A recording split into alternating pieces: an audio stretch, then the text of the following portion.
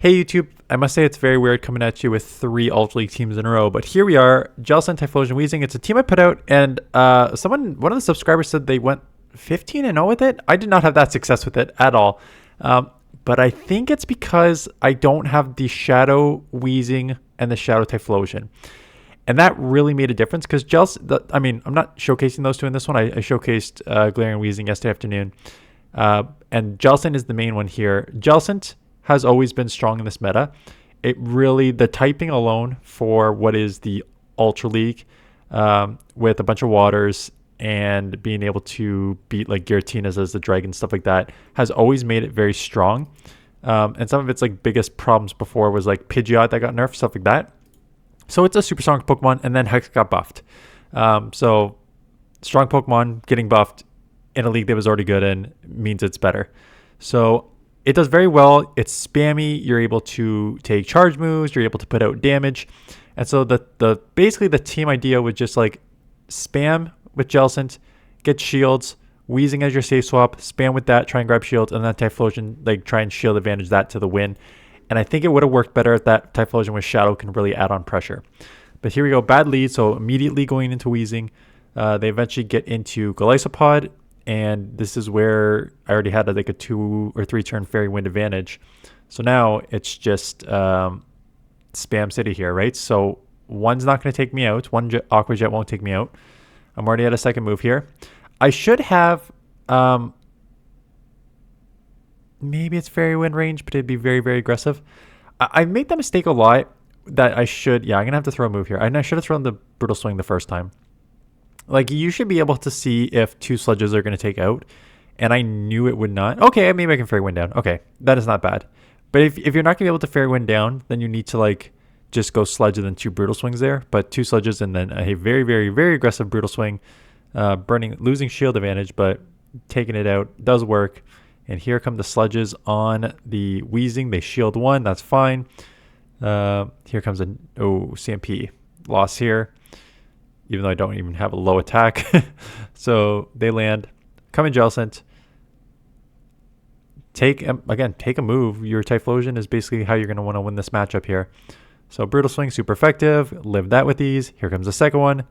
Not stat, but Shadow, Brutal Swings. You live this one. Fine. Out comes Pangoro, and I managed to catch the Night Slash, which is huge, because then I don't need to worry about the close combat. But of course, attack sharply rises, because when I oh boy, yeah, I swear the boosts and nerfs, the boosts and attack lowering are off whenever I throw them, but they're on for my opponents. So they get the Night Slash attack boost. I do get back-to-back Thunder Punches, is enough to take it out. The pacing on the Thunder Punches is so fun. It's only 10, but it's weird because it's 10, but it feels faster, if that makes sense. Just being able to go 10 4 straight times. And I think it's just this Incinerate damage that you like, because the Incinerate does so much that when you can just spam these Thunder Punches, it's great. Okay, Gengar. Crazy. Shadow Gengar at that. So Shadow Gengar, if you've never played it or played against it, why would you? It's very, very low ranked. It was very good in like the early seasons of GBL when we didn't have XL Pokemon. But not so much anymore. But holy smokes, does this thing ever pack a punch? So I catch on the Weezing because I don't want to take a super effective punch. That still does a ton of damage. The Brutal Swings, obviously, I mentioned in my video yesterday, I love how fast you get to even though it's not a good move, but it's a cover move, and the spam is very real. And at this point, Typhlosion, come on down, shield advantage. Here we go. So going to come in Typhlosion, and I think this is where I start to have problems. So I think I go Mirror Match here. Yeah. I go into a Mew, and they catch on a Guzzlord. And I don't have an answer for Guzzlord. So I come in here thinking that like I gotta just sweep Typhlosion on Mew. But maybe I should have stayed in and incinerated one more time and got a Blast Burn off, because Blast Burn does hurt, resisted or not. It's a nuke, right? But this is like this is where I'm having problems. First of all, I should have gone Shadow Ball. I didn't think I'd get to it, but I did. I should have known the counts. Man, let's be honest. I should not have known the counts. But this is where I wish I had the Shadow, because as you're going to see here, one Blast Burn from a Shadow probably takes out from this range. But a Shadow from a non leaves them with a few HP, which means they get a move off, which means I need to burn, which means Guzzler is going to come and take me out. So, or they have two moves here. So yeah, they have two moves here. But just, yeah, like if you're going to use Typhlosion, I don't think there's a reason not to use the Shadow. I just used this because it was already built up, but I sort of regret it. Okay, Shadow, Galarian, Weezing. We've seen this before. We can take 2 Brutal Swings. Super effective. There's 1. The pacing on this thing is going to outbeat you, which is okay. You could take a second one here. And going for the bait, knowing that 2 Surfs is probably enough to take out here. And they do shield, so now going to burn that second one. I'll be interested to see if I immediate swap if they shield. They do not shield, so yeah, I'm going to just stay in. That's fine. Now, can I Incinerate down, or am I going to come Mirror Match? I'm going to come Mirror Match, and they get out into Annihilate blindly. Again, this is where you actually do want Play Rough. Brutal Swing, Play Rough, but we'll just have to go Brutal Swings, which are neutral. Fairy Winds are slowly adding up. Again, it's a good matchup for you, but not as dominant as it once was. So the first Rage Fist lands, but as you can see a pattern here, I am just going to probably, I was going to say save shields for Annihilate. I mean, sorry, for Typhlosion, which I assume I'm going to. Yeah, 2 shield Typhlosion just makes sense. Going to get off this one to try and take this out. They're not going to counter me down. So, going to instant swap. Oh, and it's a Fortress, double weak to fire on the back. That is a top left if I've ever seen one. Another Pangoro lead. I actually have an Ultra Pangoro coming next team. Steelix makes a catch because I throw it right away like a noob. I actually have a Pangoro coming. It's fun. It's a fun Pokemon to use. Of course, when I used it, I got the double attack boost once out of like the 7 times I've thrown so far. But this is a bad matchup. Right, Fairy Wind resisted, non-stab, Brutal Swing. This is where Weezing struggles. Against super bulky Pokemon, where you have to rely on the non-stab Brutal Swing. Because it just, non-stab Brutal Swing is terrible, and it's even worse, feels even worse on a Weezing. That's non-Shadow. So as you can see, it's going to take like 7 Brutal Swings to take out this Steelix, which is like not, not great. So I'm going to have to get into this matchup here. Going to get the Surf off. Good chip. You'll live a Night Slash, but you probably won't live 2. No, I was about to say, especially when they boost. I was just so sure that they were going to boost because that's what always happens. So they get the second Night Slash off. They get the Surf off. And again, Typhlosion's probably going to have to sweep here. Okay, they throw.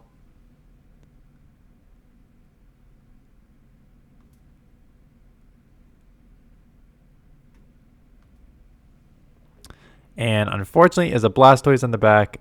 Super effective rollouts, super effective Hydros.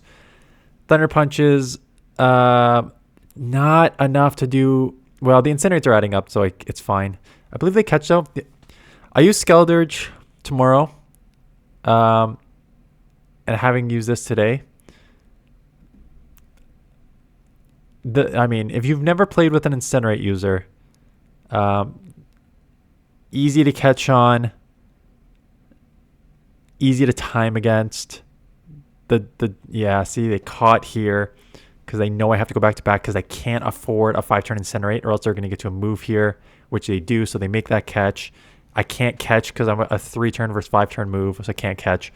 So Incinerate users are really tough to use. Now, you make up for it with its insane damage energy combo, but just be aware if you're going to use it. I actually had a lot of, like, Typhlosion, if I had a shot at Typhlosion here, and I used the Torch Song Skeldurge for tomorrow, or later this afternoon, I don't know when it's going to go up. These Pokemon are fun, and I hate 5-turn moves, right? But they were both pretty good. Torch Song is an interesting one. I really like being able to ramp up Incinerates. Skeldurge basically turns into like a 2-shield beast, but we'll talk about that tomorrow. Let's try and stay focused. 9 minutes in. I can almost make it halfway through before I start getting bored. And you know what? Rodriguez comes in, so this is just stay in and start spamming Brutal Swings. Yeah, probably just stay in and start spamming Brutal Springs. Yeah, and then figure it out after.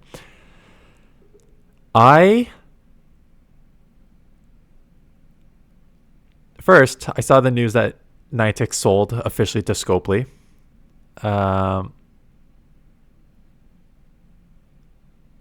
I guess we'll talk about that now. Yeah, let's talk about two things about Scopely in this game. We're early Dan talk. Because I kind of already told you how to use the team, right? Jellicent, if you see an electric, you see a grass, you save swap Wheezing. Your goal, anything else in a normal typing would be pretty tough. I'd save swap Wheezing too. So those are the ones you save swap out of. Wheezing, again, if it's a bad matchup that you try and flip, if you can't, the role of Jellicent and Wheezing is to grab shields and Typhlosion with the shield advantage to try and sweep teams here. So here we go with the shield advantage. I'm going to have to shield up this move. But you just want that shield advantage and get ahead on energy. And then you can just out beast your opponents here with energy and shield advantage. So here comes the first blast burn. Here comes the second blast burn. This will take out, and then I can incinerate down. So that is how you use the team. So I don't really need to talk about it in depth for another 8 minutes with those battles. So that's how you use it, right? So see what's on the lead here. Driftblim, I'll play it out. Like if it's a neutral lead, you just play it out. Okay, two things. So Niantic officially sold to Scopely. We'll have to see what that means. I don't care about the press release. In the press release, it says the development team from Niantic will stay on. So that's kind of what happens in these transition. Like if you're going to sell off part of your game, it just makes sense to keep on your developers for like continuity,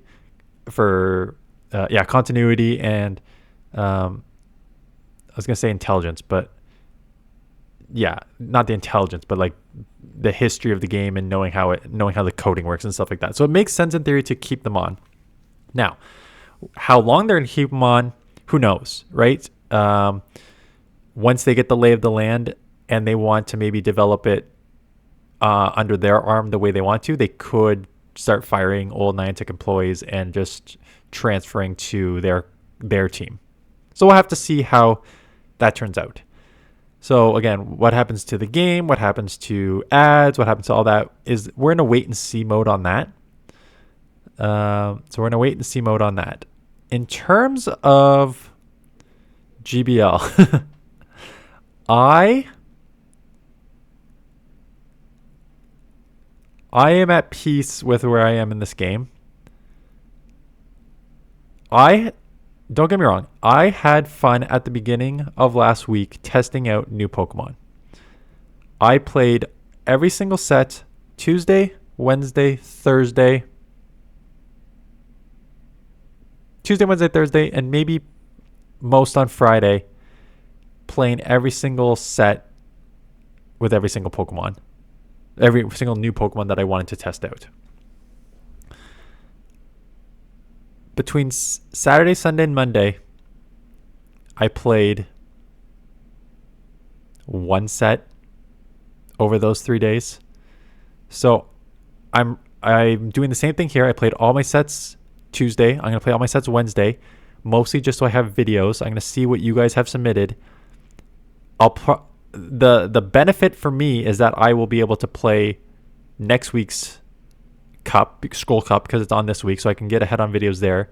But I've got to imagine it's going to be the same thing for me next week. I think I'm probably going to play, especially when it's Scroll Cup and Master League, I'm going to play a couple days, make sure I have enough videos. But once that's done, I'll probably stop for like 4 or 5 days until the Great League comes back. And that's where I'm at with this game. And the two times I have not hit legend, again, there's a bunch of reasons. I've kind of already outlined them, which like the skill set of everyone is better. Those who are like average or below skill set, those who don't, no, I shouldn't say that. Those who don't take the game seriously aren't playing anymore. So really anyone who's playing is real try hard at this point. All that stuff is very true. But a lot of the times when I hit legend, it was because I was playing every single set every single day. That if I played 2,200 games, 2,200, 2,300 games per season, it was an easy legend.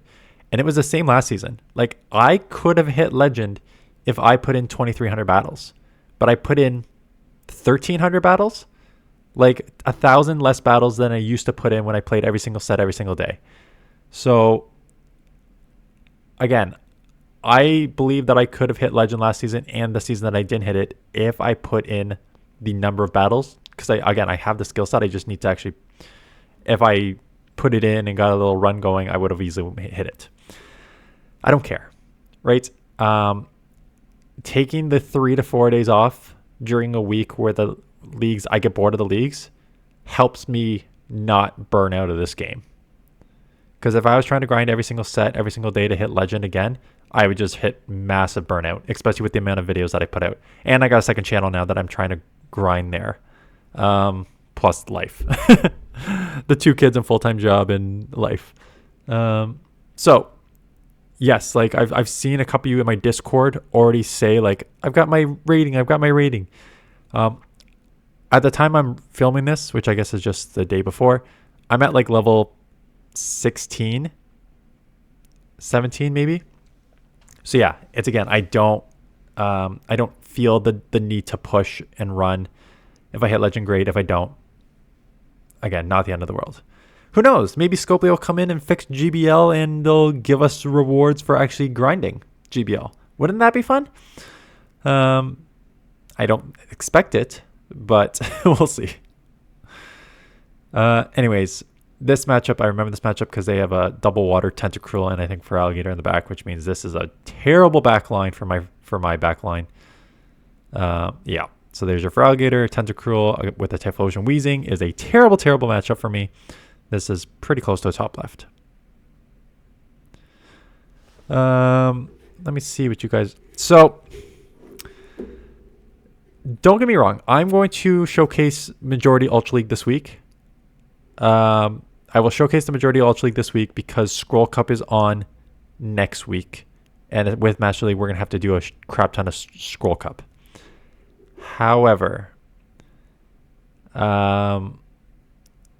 views, despite everyone saying do Ultra League, do Ultra League, do Ultra League, and a lot of even the people who commented saying they love it, at the time I'm shooting this video, my Lapras Ultra League video in terms of views is 9 out of 10.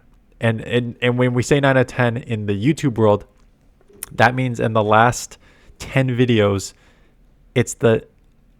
in terms of views, it ranks, there are 8 videos ahead of it in terms of views at the same time, your video, and then there's only one video that is worse in terms of views, and that video is like a weekend video. So to have such a low view count on an Ultra League video on the first morning of league turnover, like, already puts me in a situation where it's just like, oh, you got to be kidding me. I get it. Scroll Cup is crap, and Ultra League is very XL dependent. Jellicent's XL dependent, Weezing's XL dependent, and Typhlosion is Legacy Blastburn dependent. This is what we're at with this week, and it's only worse next week. So I understand that the views aren't there, but man, it's tough to see on the first day. But okay, that's just the way it is.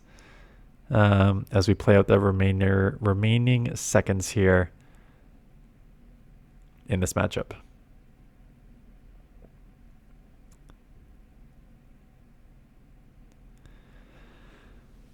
And what is otherwise a very easy matchup here. I've got 2 Pokemon that will both take this down. One with Blast Burn, one with super effective brutal swings. I think I even love a future sight, but they threw the grass knot, so I'm guessing they're running Moonblast grass knot, which is just no answer. I saw a ton of glaring Weezings in the Ultra League, which makes sense. So you might want to think about building against that because I've seen a lot of them already. Maybe we'll do like a Monday 1 week in Ultra League analysis, Ultra League meta, because the last one did well, overranked, underranked. So I'll probably do that on Monday, but we'll see. Anyways, that is it. Thanks for watching. See you guys in the next one.